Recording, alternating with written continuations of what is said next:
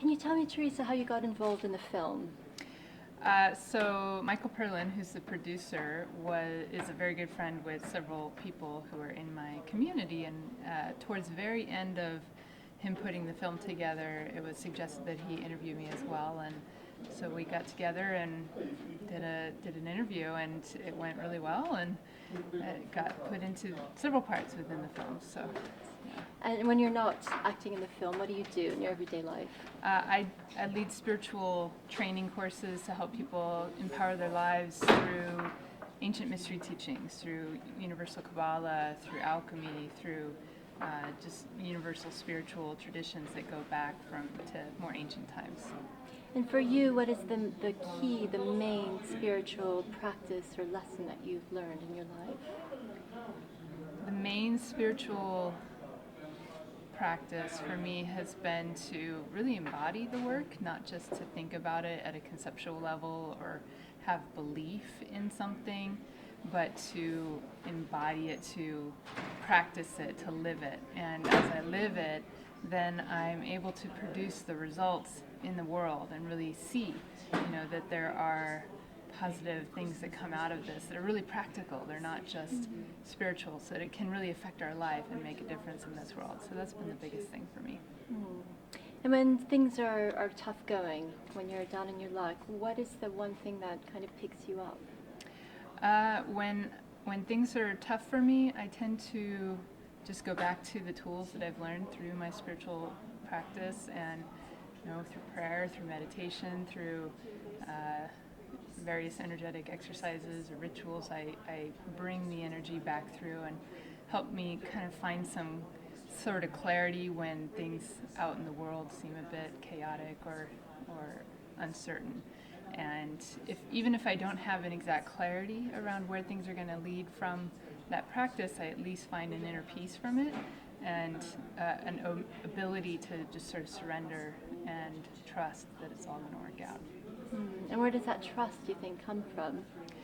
Trust comes from, for me, it's come from letting go of control and just surrendering to a greater power, a greater force, a greater flow that is beyond what I could even think to control or try. If I were to try and create it in my mind, my thinking is very limited. So when I realize that, try and put it in my box, I'm going to limit the possibilities.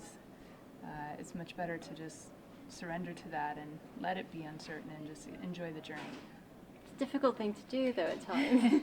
It has taken practice. It has definitely taken a lot of practice and self-reflection and looking at where is it that, what is it within me that has wanted to cling to control, right? And it's usually been based on an It's usually been based on an insecurity in the past that would make somebody want to control, or there's a fear, right? So then you look at what is that's underlying that fear, that insecurity, and what needs to be healed, and just work on that, right? Because it's always what's going on inside, and that shifts how we perceive what's going on outside.